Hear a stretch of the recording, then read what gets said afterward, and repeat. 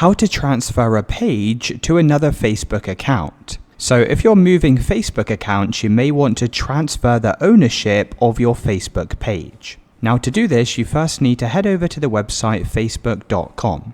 Once you're on Facebook, click on your profile icon and press See All Profiles. You then need to go and select your Facebook page from the list. Now once you're on your Facebook page, click on your profile icon once again, and then click on your profile name. Now this will take you over to your Facebook page. Click on Settings from the left-hand side. You can then scroll down this left-hand navigation and click on Page Setup. Now click on Page Access, and then you'll need to select Add New. Click on Next, and then go and search for your new Facebook account. Now you can either search by using a name or an email address. Once you've found the new profile, go and select it like this. Now make sure to turn on Allow this person to have full control and then select Give Access. You'll need to enter your Facebook password in order to confirm these changes. Now once you've given your new Facebook profile access to your page, you can then go and delete your old Facebook account from this page. So just click on the 3 horizontal dots next to your old profile